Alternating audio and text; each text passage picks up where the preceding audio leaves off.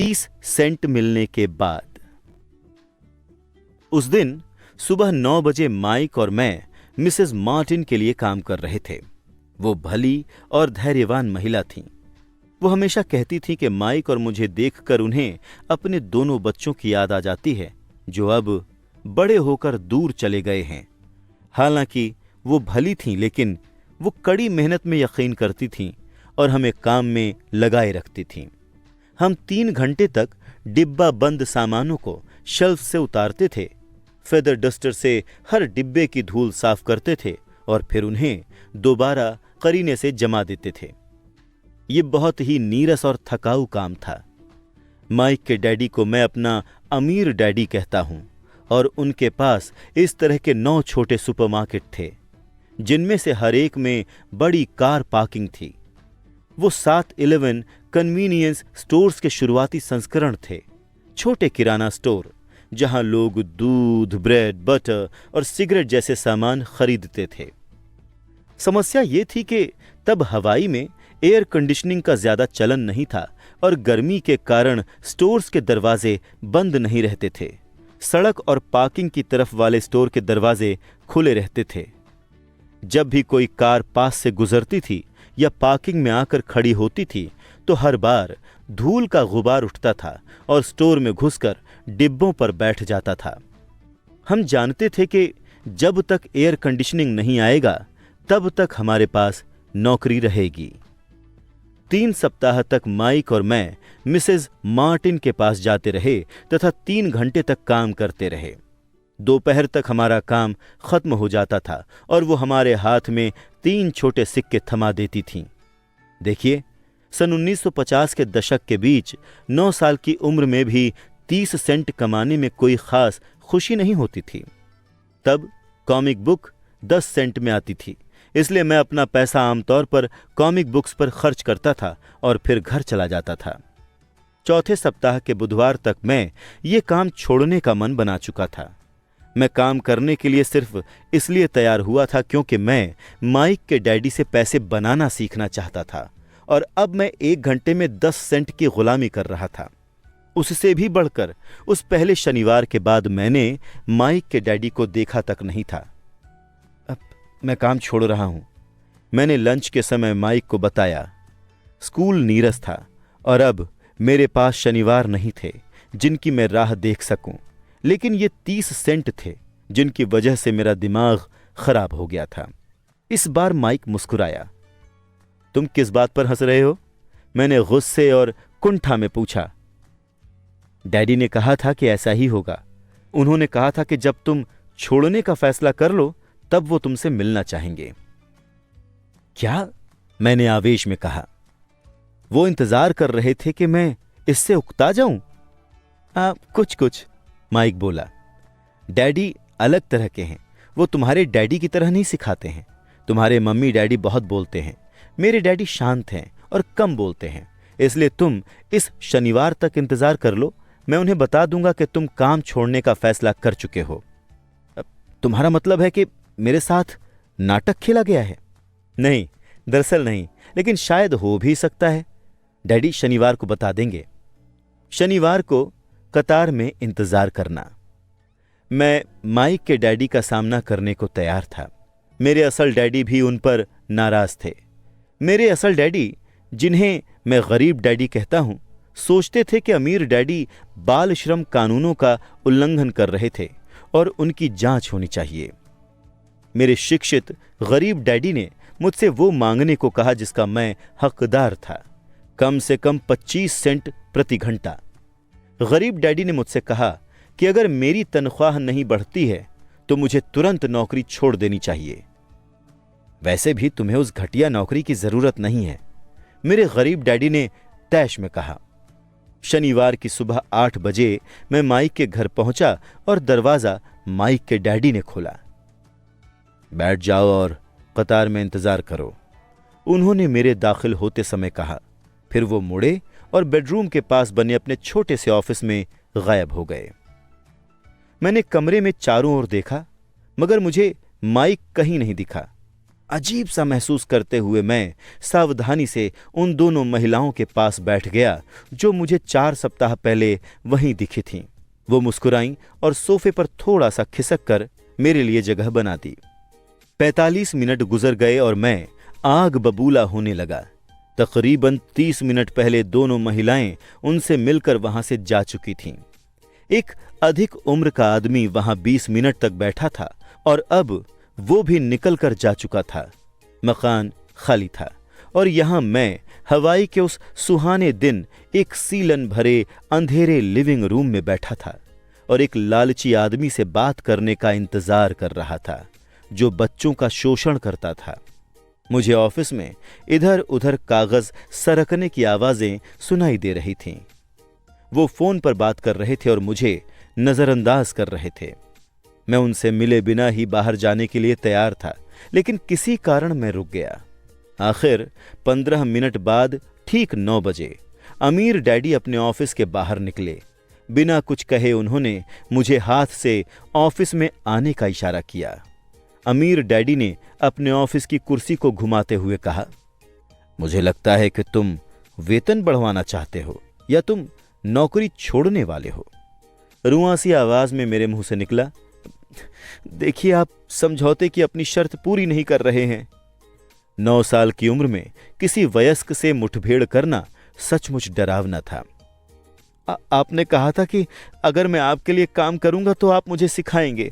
देखिए, मैंने आपके लिए काम किया है, मैंने मेहनत से काम किया है।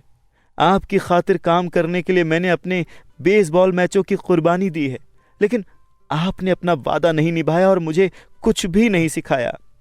आप धोखेबाज हैं, जैसा कि शहर का हर व्यक्ति आपके बारे में कहता है। आप लालची हैं, आप सिर्फ पैसे कमाना चाहते हैं और अपने कर्मचारियों की जरा भी परवाह नहीं करते हैं। आपने मुझे खामखा इंतजार करवाया और मेरे प्रति कोई सम्मान नहीं दिखाया। मैं छोटा हूं, लेकिन इससे बेहतर व्यवहार का हकदार हूं।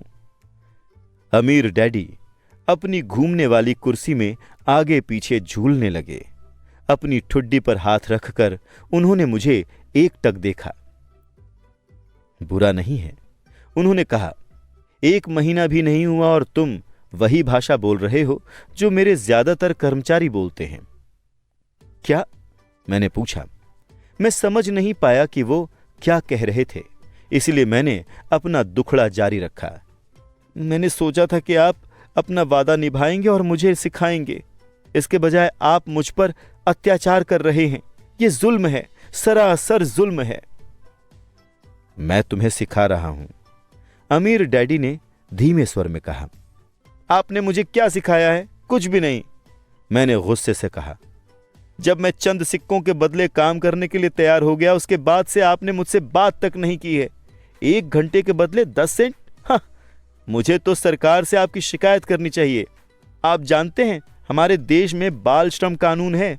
आप तो जानते ही हैं मेरे डैडी सरकार के लिए काम करते हैं। हाँ। शाबाश, अमीर डैडी ने कहा। अब तुम उन अधिकतर कर्मचारियों की भाषा बोल रहे हो जो मेरे लिए काम करते थे। ऐसे कर्मचारी जिन्हें मैंने नौकरी से निकाल दिया या जिन्होंने खुद ही नौकरी छोड़ दी। 20 साल पहले आज सीखने का उल्टा पिरामिड। एडगर डेल को हमें यह सिखाने का श्रेय जाता है कि हम सबसे अच्छी तरह कार्य करके, असली चीज करके या सिमुलेशन के जरिए सीखते हैं। कई बार इसे अनुभवजन्य सीखना कहा जाता है। डेल और उनका सीखने का शंको हमें बताता है कि पढ़ना और व्याख्यान सुनना सीखने के सबसे कम असरदार तरीके हैं, और हम सभी जानते हैं कि ज्यादातर स्कूल हमें किस तरह सिखाते हैं, पढ़ाकर और व्याख्यान सुनाकर। तो इस बारे में आपको क्या कहना है? मैंने पूछा, और मुझे एहसास था कि कम उम्र के बावजूद मैं काफी बहादुरी दिखा रहा था। आपने मुझसे झूठ बोला।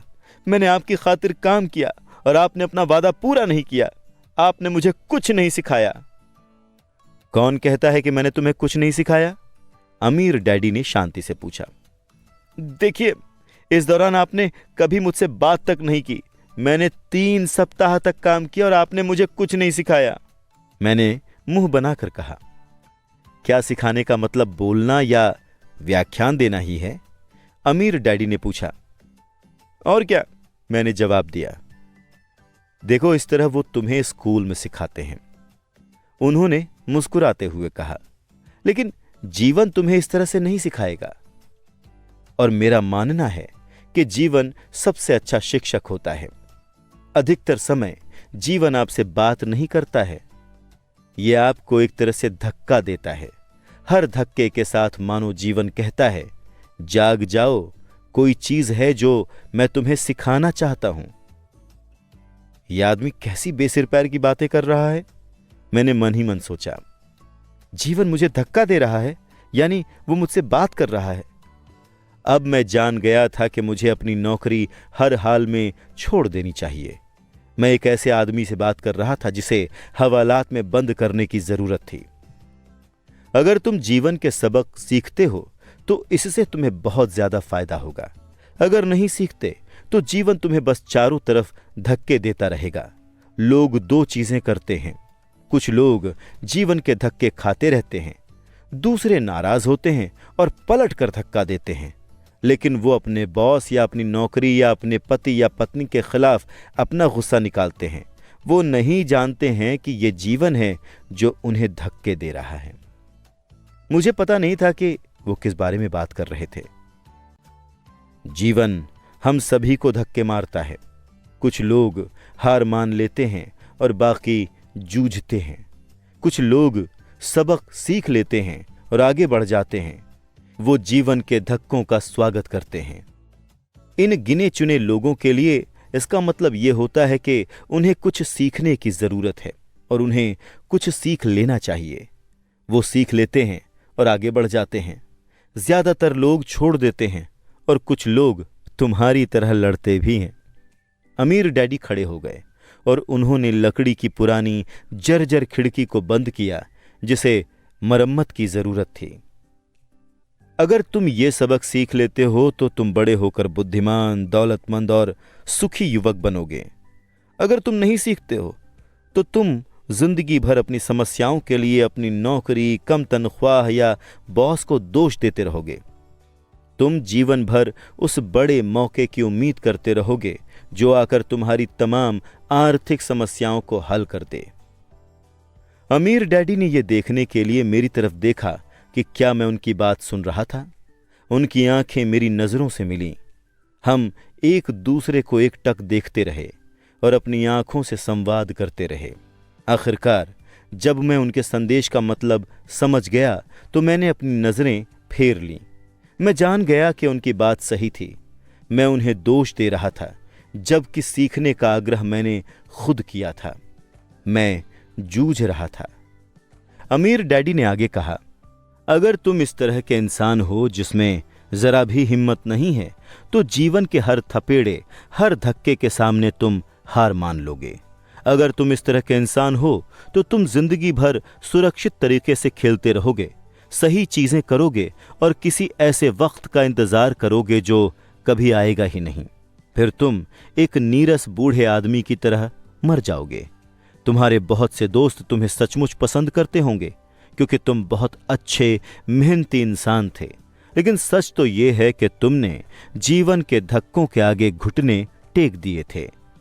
दिल की गहराई में तुम जोखिम लेने से थर्राते थे। तुम दरअसल जीतना चाहते थे, लेकिन हारने का डर जीतने के रोमांच से ज्यादा ताकतवर साबित हुआ। दिल की गहराई में तुम्हें और सिर्फ तुम्हें ही ये बातें पता रहेंगी कि तुमने कभी जीतने की कोशिश ही नहीं की। तुमने सुरक्षित तरीके से खेलने का विकल्प चुना। हमारी नजरें एक बार फिर मिलीं। मैंने पूछा, तो आप मुझे धक्का दे रहे थे? कुछ लोग ऐसा कह सकते हैं। अमीर डैडी मुस्कुराए। मैं तो कहूंगा कि मैंने तुम्हें जीवन का स्वाद चखाया है। जीवन का स्वाद? मैंने पूछा। हालांकि मैं अब भी नाराज था, लेकिन अब मैं जिज्ञासु और सीखने के लिए तैयार भी था। तुम दोनों लड़के पहले इंसान हो जिन्होंने मुझसे पैसा बनाने की कला सीखने का आग्रह किया है। मेरे 150 से ज्यादा कर्मचारी हैं, परंतु उनमें से एक ने भी मुझसे धन संबंधी ज्ञान नहीं मांगा। वो मुझसे नौकरी और तनख्वाह मांगते हैं, लेकिन पैसे बनाने की कला सिखाने को कभी नहीं कहते। इसलिए ज्यादातर लोग अपनी जिंदगी के सबसे बेहतरीन साल पैसे की खातिर काम करने में गुजार देंगे और अंत तक कभी समझ ही नहीं पाएंगे कि दरअसल वो किस चीज के लिए काम कर रहे हैं। मैं बैठा बैठा गौर से सुनता रहा। तो जब माइक ने मुझे बताया कि तुम ये सीखना चाहते हो कि पैसा कैसे बनाया जाता है, तो मैंने ऐसा पाठ्यक्रम बनाने का निर्णय लिया जो असल जीवन का प्रतिबिंब हो। मैं बोलते बोलते थक जाता, लेकिन तुम मेरी बात का मतलब कभी नहीं समझ पाते। इसीलिए मैंने ये निर्णय लिया कि तुम्हें जीवन के थपेड़ों का स्वाद चखाऊं, ताकि तुम मेरी बात सुन और समझ सको। इसीलिए मैंने तुम्हें 1 घंटे के लिए सिर्फ 10 सेंट दिए। तो 1 घंटे में सिर्फ 10 सेंट की खातिर काम करके मैंने कौन सा सबक सीखा? मैंने पूछा। यही कि आप लालची हैं और अपने कर्मचारियों का शोषण करते हैं। अमीर डैडी कुर्सी पर पीछे टिके और जमकर हंसे। आखिर वो बोले, सबसे अच्छा ये रहेगा कि तुम अपना दृष्टिकोण बदल लो। मुझे दोष देना छोड़ दो, ये सोचना छोड़ दो कि समस्या मैं हूं। अगर तुम सोचते हो कि तुम्हारी समस्या मैं हूं तो तुम्हें मुझे बदलना होगा। लेकिन अगर तुम्हें एहसास होता है कि समस्या तुम खुद हो तो तुम खुद को बदल सकते हो, कोई चीज सीख सकते हो और ज्यादा समझदार बन सकते हो। ज्यादातर लोग खुद को छोड़कर संसार के हर व्यक्ति को बदलना चाहते हैं। मैं तुम्हें बता दूं, किसी दूसरे को बदलने के बजाय खुद को बदलना ज्यादा आसान होता है। मैंने कहा, अब मैं समझ नहीं पाया। अपनी समस्याओं के लिए मुझे दोष देना छोड़ दो, अमीर डैडी ने अधीरता से कहा। लेकिन आप मुझे सिर्फ 10 सेंट ही दे रहे हैं। तो तुम क्या सीख रहे हो? अमीर डैडी ने मुस्कुराते हुए पूछा। यही कि आप लालची हैं, मैंने शरारती मुस्कान के साथ कहा। अमीर डैडी बोले, देखा, तुम अब भी यही सोचते हो कि समस्या मैं हूं। वो तो आप हैं ही। देखो, ये नजरिया रखोगे तो तुम जिंदगी भर कुछ नहीं सीख पाओगे। अगर तुम ये नजरिया रखते हो कि समस्या मैं हूं तो तुम्हारे पास कौन से विकल्प रह जाते हैं? देखिए, आप मेरी तनख्वाह नहीं बढ़ाते हैं या मेरे प्रति ज्यादा सम्मान नहीं दिखाते हैं और मुझे नहीं सिखाते हैं तो मैं काम छोड़ दूंगा। अच्छी तरह कहा, अमीर डैडी ने कहा। ज्यादातर लोग ठीक ऐसा ही करते हैं। वो काम छोड़ देते हैं और किसी दूसरी नौकरी की तलाश करते हैं जहां उन्हें बेहतर अवसर और ज्यादा ऊंची तनख्वाह मिले। वो सचमुच सोचते हैं कि इससे समस्या सुलझ जाएगी, मगर ज्यादातर मामलों में ऐसा नहीं होता। तो मुझे क्या करना चाहिए? मैंने पूछा। बस 1 घंटे के बदले 10 सेंट की भीख ले लूं और मुस्कुराता रहूं? अमीर डैडी मुस्कुराए। बाकी लोग यही करते हैं।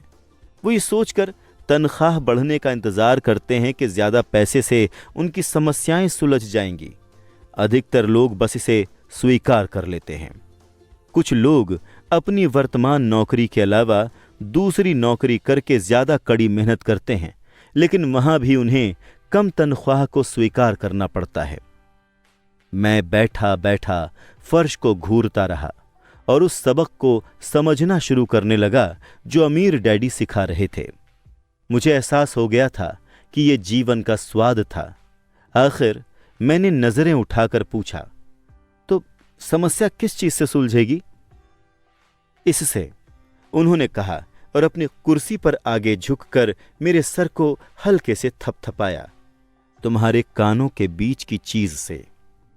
यही वो पल था जब अमीर डैडी ने वो निर्णायक दृष्टिकोण बताया जो उन्हें उनके कर्मचारियों और मेरे गरीब डैडी से अलग करता था और जिसकी बदौलत वो अंततः हवाई के सबसे अमीर लोगों में से एक बने, जबकि मेरे उच्च शिक्षित लेकिन गरीब डैडी जिंदगी भर आर्थिक समस्याओं से जूझते रहे। ये एक अनूठा दृष्टिकोण था जिसने मेरी जिंदगी का नक्शा ही बदल दिया।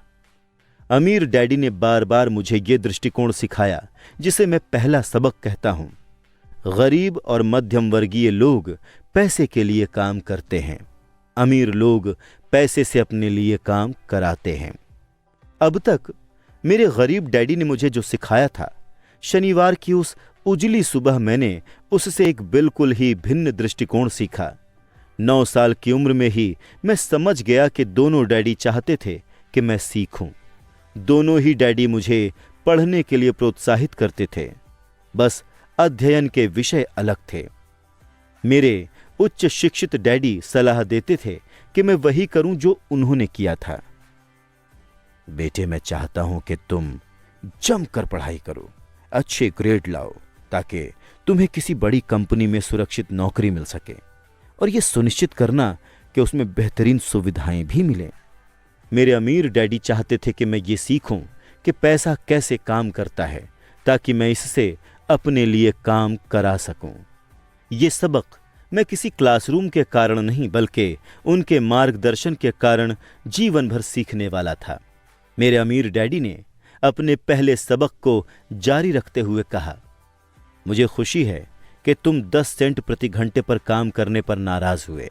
अगर तुम नाराज नहीं हुए होते और इसे चुपचाप स्वीकार कर लेते तो मुझे तुमसे कहना पड़ता कि मैं तुम्हें नहीं सिखा सकता। देखो, सचमुच सीखने में ऊर्जा, जोश और धधकती इच्छा की जरूरत होती है। क्रोध उस फॉर्मूले का एक बड़ा हिस्सा है, क्योंकि जोश, क्रोध और प्रेम का समन्वय होता है। जब पैसे की बात आती है तो अधिकतर लोग सुरक्षित रास्ता खोजते हैं और सुरक्षित महसूस करना चाहते हैं। इसीलिए जोश उन्हें राह नहीं दिखाता है, उन्हें राह दिखाता है उनका डर। तो क्या इसीलिए वो कम तनख्वाह वाली नौकरियां करने के लिए राजी हो जाते हैं? मैंने पूछा। हां, अमीर डैडी ने कहा, कुछ लोग कहते हैं कि मैं कर्मचारियों का शोषण करता हूं, क्योंकि मैं उन्हें शुगर प्लांटेशन या सरकार जितनी ऊंची तनख्वाह नहीं देता। मैं कहता हूं कि लोग अपना शोषण खुद करते हैं, डरते वो हैं, मैं नहीं। मैंने पूछा, लेकिन क्या आपको नहीं लगता कि आपको उन्हें ज्यादा वेतन देना चाहिए? मुझे ज्यादा वेतन देने की जरूरत नहीं है। इसके अलावा ज्यादा पैसा मिलने से भी उनकी समस्याएं नहीं सुलझेंगी। अपने डैडी को ही देख लो, ये बहुत सारा पैसा कमाते हैं, मगर इसके बावजूद अपने बिलों का भुगतान नहीं कर पाते। अधिकतर लोगों को अगर ज्यादा पैसा दे दिया जाए तो वो ज्यादा कर्ज में डूब जाएंगे। तो इसीलिए आपने 10 सेंट प्रति घंटे की तनख्वाह दी? मैंने मुस्कुराते हुए कहा। यह सबक का हिस्सा था। सही समझे, अमीर डैडी मुस्कुराए। देखो, तुम्हारे डैडी स्कूल गए और उन्होंने उत्कृष्ट शिक्षा इसलिए हासिल की ताकि उन्हें ऊंची तनख्वाह वाली नौकरी मिल सके, लेकिन उनके पास अब भी पैसे संबंधी समस्याएं हैं, क्योंकि उन्होंने स्कूल में पैसों के बारे में कभी कुछ नहीं सीखा। इससे बढ़कर वो पैसे के लिए काम करने में यकीन करते हैं। और आप नहीं करते? मैंने पूछा। नहीं, सचमुच नहीं, अमीर डैडी ने कहा। अगर तुम पैसों के लिए काम करना सीखना चाहते हो तो स्कूल में सीखो। ऐसा करना सीखने के लिए उससे बढ़िया कोई जगह नहीं है।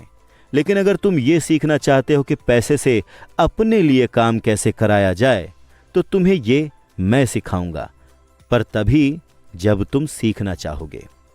क्या हर कोई इसे सीखना नहीं चाहता? मैंने पूछा। नहीं, अमीर डैडी ने कहा, सिर्फ इसलिए क्योंकि पैसे के लिए काम करना सीखना ज्यादा आसान होता है, खास तौर पर अगर धन संबंधी मामलों में डर तुम्हारा मूल भाव हो। मैं समझ नहीं पाया, मैंने त्योरी चढ़ाकर कहा। हाल फिलहाल उसकी चिंता मत करो, बस इतना जान लो कि यह डर होता है जिसकी वजह से ज्यादातर लोग नौकरी करते हैं। अपने बिल न चुका पाने का डर, नौकरी से निकाले जाने का डर, पर्याप्त पैसा न होने का डर और दोबारा शुरुआत करने का डर। ये किसी पेशे या हुनर को सीखने का, अध्ययन करने और फिर पैसे के लिए काम करने की कीमत है। अधिकतर लोग पैसे के गुलाम बन जाते हैं और फिर अपने बॉस पर नाराज होते हैं। पैसे से अपने लिए काम कराना सीखना अध्ययन का एक बिल्कुल अलग पाठ्यक्रम है। मैंने पूछा। बिल्कुल है, अमीर डैडी ने जवाब दिया। बिल्कुल। हवाई में शनिवार की उस सुहानी सुबह हम खामोशी में बैठे रहे। मेरे मित्रों ने अभी अपना लिटिल लीग बेसबॉल मैच शुरू किया था, लेकिन किसी कारण मैं खुश था कि मैंने 10 सेंट प्रति घंटे पर काम करने का निर्णय लिया था। मुझे एहसास था कि मैं ऐसा कुछ सीखने वाला हूं जो मेरे मित्र स्कूल में कभी नहीं सीख पाएंगे। सीखने के लिए तैयार हो? अमीर डैडी ने पूछा। बिल्कुल, मैंने दांत दिखाते हुए कहा। मैंने अपना वादा निभाया है, मैं तुम्हें दूर से सिखा रहा हूं, मेरे अमीर डैडी ने कहा। 9 साल की उम्र में तुम इस बात का स्वाद चख चुके हो कि पैसे के लिए काम करने में कैसा लगता है। बस अपने आखिरी महीने को 50 साल से गुणा कर लो और तुम्हें इस बात का अंदाजा हो जाएगा कि ज्यादातर लोगों की जिंदगी कैसे गुजरती है। अब मैं समझ नहीं पाया, मैंने कहा। जब तुम मुझसे मिलने के लिए कतार में इंतजार कर रहे थे, एक बार नौकरी पाने के लिए और दूसरी बार तनख्वाह बढ़वाने के लिए, तब तुम्हें कैसा महसूस हो रहा था? बहुत बुरा, मैंने कहा। अमीर डैडी बोले, अगर तुम पैसे के लिए काम करने का निर्णय लेते हो तो जीवन इसी तरह गुजरेगा। तुम्हें तब कैसा महसूस हुआ था जब मिसेस मार्टिन ने 3 घंटों के काम के बदले में तुम्हारे हाथ में 3 सिक्के रखे थे? मुझे महसूस हुआ था कि ये काफी नहीं है, ये तो कुछ भी नहीं लग रहा था। मैं निराश हुआ था, मैंने कहा। अपनी तनख्वाह को देखकर अधिकतर कर्मचारी ऐसा ही महसूस करते हैं, खास तौर पर जब उसमें से सारे टैक्स और दूसरी कटौतियां कम हो जाती हैं। कम से कम तुम्हें तो 100% तनख्वाह मिली थी। आपका मतलब है कि ज्यादातर कर्मचारियों को पूरी तनख्वाह नहीं मिलती है? मैंने आश्चर्य से पूछा। हे भगवान, नहीं, अमीर डैडी ने कहा। सरकार अपना हिस्सा सबसे पहले ले लेती है। सरकार ऐसा कैसे करती है? मैंने पूछा। टैक्स, अमीर डैडी ने कहा। जब आप कमाते हैं तो आप पर टैक्स लगता है, जब आप खर्च करते हैं तो आप पर टैक्स लगता है, जब आप बचत करते हैं तब आप पर टैक्स लगता है, जब आप मरते हैं तब भी आप पर टैक्स लगता है। लोग सरकार को अपने साथ ऐसा क्यों करने देते हैं? अमीर लोग ऐसा नहीं करने देते, अमीर डैडी ने मुस्कुराते हुए कहा। गरीब और मध्यम वर्गीय लोग करने देते हैं। मैं शर्त लगाता हूं कि मैं तुम्हारे डैडी से ज्यादा कमाता हूं, लेकिन वो मुझसे ज्यादा टैक्स देते हैं। ऐसा कैसे हो सकता है? मैंने पूछा। उस उम्र में मुझे इसमें जरा भी समझदारी नजर नहीं आई थी। कोई सरकार को अपने साथ ऐसा क्यों करने देता है? अमीर डैडी अपनी कुर्सी पर धीरे धीरे खामोशी में हिल रहे थे और बस मेरी ओर देख रहे थे। उन्होंने पूछा, सीखने के लिए तैयार हो? मैंने अपना सर धीरे से हिला दिया। जैसा मैंने कहा था, सीखने को बहुत कुछ है। पैसे से अपने लिए काम कैसे कराया जाए, यह सीखना जिंदगी भर चलता है। ज्यादातर लोग 4 साल तक कॉलेज जाते हैं और फिर उनकी पढ़ाई खत्म हो जाती है। मैं पहले से ही जानता हूं कि पैसे का मेरा अध्ययन जीवन भर चलेगा, सिर्फ इसलिए क्योंकि मैं जितना ज्यादा जानता हूं, मुझे उतना ही अधिक पता लगता है कि मुझे आगे क्या जानने की जरूरत है। अधिकतर लोग इस विषय का कभी अध्ययन करते ही नहीं हैं। वो नौकरी करने जाते हैं, अपनी तनख्वाह लेते हैं, अपनी चेकबुक को बैलेंस करते हैं और बात खत्म हो जाती है। फिर वो आश्चर्य करते हैं कि उनके सामने पैसे संबंधी समस्याएं क्यों आती हैं। वो सोचते हैं कि ज्यादा पैसों से उनकी समस्या हल हो जाएगी और उन्हें एहसास नहीं होता कि असली समस्या ये है कि उनमें वित्तीय शिक्षा का अभाव है। तो मेरे डैडी के पास टैक्स संबंधी समस्याएं इसलिए हैं क्योंकि उन्हें पैसे की समझ नहीं है? मैंने पूछा और मैं दुविधाग्रस्त था। देखो, अमीर डैडी ने कहा, पैसे से अपने लिए काम कैसे कराया जाए, टैक्स तो ये सीखने का सिर्फ एक छोटा सा हिस्सा है। आज मैं बस ये पता लगाना चाहता था कि क्या तुम में अब भी पैसे के बारे में सीखने की प्रबल इच्छा है या नहीं। अधिकतर लोगों में ये नहीं होती है। वो बस स्कूल जाना चाहते हैं, कोई पेशा सीखना चाहते हैं, अपनी नौकरी में मजे करना चाहते हैं और ढेर सारे पैसे कमाना चाहते हैं। एक दिन वो तब जागते हैं जब उनके सामने पैसे की बड़ी समस्याएं खड़ी हो जाती हैं और इसके बाद वो जीवन में कभी नौकरी करना नहीं छोड़ सकते। पैसे के लिए काम करने की यही कीमत होती है और उन्हें यह कीमत चुकानी पड़ती है। अगर वो पैसे से अपने लिए काम कराना सीख लें तो उनके सामने ये समस्या आती ही नहीं। तो तुम में अब भी सीखने का जोश है? अमीर डैडी ने पूछा। मैंने अपना सर हिला दिया। अच्छी बात है, अमीर डैडी ने कहा। तो अब काम पर चलो, इस बार मैं तुम्हें कोई तनख्वाह नहीं दूंगा। क्या? मैंने हैरानी से पूछा। तुमने मेरी बात सुन ली, तनख्वाह बंद। तुम हर शनिवार को 3 घंटे उसी तरह काम करोगे, लेकिन इस बार तुम्हें 10 सेंट प्रति घंटे की तनख्वाह नहीं मिलेगी। तुमने कहा था कि तुम पैसे के लिए काम ना करना सीखना चाहते हो, इसीलिए मैं तुम्हें कोई तनख्वाह नहीं दे रहा हूं। मैं जो सुन रहा था उस पर यकीन नहीं कर पा रहा था। मैंने माइक से बातचीत कर ली है और उसने मुफ्त में काम करना शुरू कर दिया है। वो सामान के डिब्बों की धूल साफ कर रहा है और उन्हें करीने से जमा रहा है। बेहतर होगा कि तुम भी जल्दी से वहां पहुंचकर काम शुरू कर दो। ये ठीक नहीं है, मैं चिल्लाया। आपको मुझे कुछ ना कुछ तनख्वाह तो देते रहना चाहिए। तुमने कहा था कि तुम सीखना चाहते हो। अगर तुम ये बात अभी नहीं सीखोगे तो बड़े होकर तुम मेरे लिविंग रूम में बैठी 2 महिलाओं और उस बूढ़े आदमी जैसे बन जाओगे जो पैसे के लिए काम कर रहे हैं और ये उम्मीद कर रहे हैं कि मैं उन्हें नौकरी से ना निकालूं। या फिर तुम अपने डैडी की तरह बन जाओगे जो पैसे तो बहुत कमाते हैं लेकिन गले तक कर्ज में डूबे हुए हैं और ये उम्मीद कर रहे हैं कि ज्यादा पैसे से उनकी समस्या सुलझ जाएगी। अगर तुम यही चाहते हो तो मैं एक बार फिर से 10 सेंट प्रति घंटे के अपने पुराने वादे पर लौटने को तैयार हूं। या तुम वो कर सकते हो जो ज्यादातर लोग करते हैं, शिकायत करो कि तनख्वाह कम है और तुम ये नौकरी छोड़कर किसी दूसरी नौकरी की तलाश शुरू कर दो। मुझे समझ नहीं आ रहा है कि मैं क्या करूं, मैंने पूछा।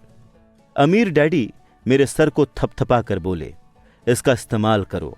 अगर तुम इसका अच्छा इस्तेमाल करते हो तो तुम जल्दी ही मुझे धन्यवाद दोगे कि मैंने तुम्हें एक अवसर दिया और एक दिन तुम अमीर बन जाओगे।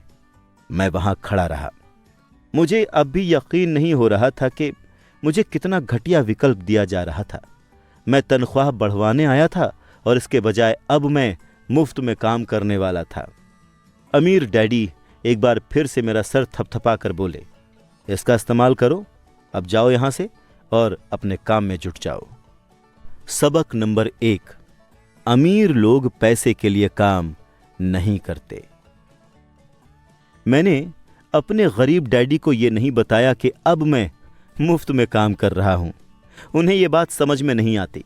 जाहिर है मैं उन्हें वो बात समझाने की कोशिश भी नहीं करना चाहता था जिसे मैं खुद ही नहीं समझ पाया था। अगले 3 सप्ताह तक माइक और मैं हर शनिवार मुफ्त में 3 घंटे काम करते रहे।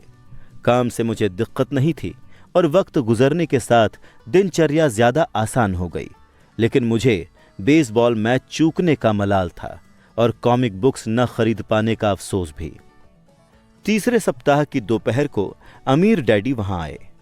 हमने उनके ट्रक के पार्किंग में रुकने और इंजन बंद होने की आवाज सुनी। वो स्टोर में दाखिल हुए और मिसेस मार्टिन को गले लगाकर उनका अभिवादन किया। स्टोर के हालचाल पता करने के बाद वो आइसक्रीम फ्रीजर के पास गए। उसमें से 2 आइसक्रीम निकाली जिनकी कीमत चुकाई और माइक और मुझे इशारा किया, आओ घूमने चलते हैं बच्चों। हमने सड़क पार की और कुछ कारों से बचते बचाते एक बड़े घास भरे मैदान के पार गए जहां कुछ वयस्क सॉफ्टबॉल खेल रहे थे। वहां की इकलौती पिकनिक टेबल पर बैठकर उन्होंने माइक और मुझे आइसक्रीम थमा दी। कैसा चल रहा है बच्चों? ठीक है, माइक ने कहा। मैंने सहमति में सर हिला दिया। अमीर डैडी ने पूछा, अब तक कुछ नहीं सीखा? माइक और मैंने एक दूसरे की तरफ देखा, अपने कंधे उचकाए और फिर अपने सिर एक साथ हिला दिए। जीवन के एक बहुत बड़े जाल से बचना। देखो, अच्छा यही रहेगा कि तुम लोग सोचना शुरू कर दो। तुम जीवन के एक बहुत बड़े सबक के सामने खड़े हो। अगर तुम इसे सीख लेते हो तो तुम भारी स्वतंत्रता और सुरक्षित जीवन का आनंद लोगे। अगर तुम इसे नहीं सीखते हो तो तुम मिसेस मार्टिन और इस पार्क में सॉफ्टबॉल खेलने वाले अधिकतर लोगों जैसे बन जाओगे। वो बहुत कम पैसों के लिए बहुत कड़ी मेहनत करते हैं, नौकरी की सुरक्षा के भ्रम को जकड़े रहते हैं, हर साल 3 सप्ताह के वेकेशन की राह देखते हैं और शायद 45 साल की नौकरी के बाद नौकरी की सुरक्षा के भ्रम को जकड़े रहते हैं, हर साल 3 सप्ताह के वेकेशन की राह देखते हैं और शायद 45 साल की नौकरी के बाद छुट-पुट पेंशन के सपने देखते रहते हैं। अगर ऐसा जीवन जीने से तुम रोमांचित हो जाते हो तो मैं तुम्हारी तनख्वाह बढ़ाकर 25 सेंट प्रति घंटा कर दूंगा। लेकिन ये अच्छे मेहनती लोग हैं, क्या आप उनका मजाक उड़ा रहे हैं? मैंने पूछा। अमीर डैडी के चेहरे पर मुस्कान आ गई। मिसेस मार्टिन मेरे लिए मां जैसी हैं। मैं कभी इतना कठोर नहीं हो सकता कि उनका मजाक उड़ाऊं। मेरी बात कठोर इसलिए लगती है क्योंकि मैं तुम दोनों को कोई बात सिखाने की सबसे अच्छी कोशिश कर रहा हूं। मैं तुम्हारे दृष्टिकोण को बड़ा बनाना चाहता हूं ताकि तुम वो सभी चीजें देख सको जिसे अधिकतर लोग इसलिए नहीं देख पाते क्योंकि उनकी दृष्टि बहुत ज्यादा संकुचित होती है। अधिकतर लोग उस जाल को नहीं देख पाते जिसमें वो फंसे हुए हैं। माइक और मैं वहां पर बैठे रहे। हम उनके संदेश को पूरी तरह से समझ नहीं पाए थे। उनकी बात हमें कठोर लग रही थी, लेकिन हमें एहसास था कि वो हमें कोई सबक सिखाने की कोशिश कर रहे हैं। अमीर डैडी ने मुस्कुराते हुए कहा, क्या 25 सेंट प्रति घंटे का प्रस्ताव अच्छा नहीं लगा?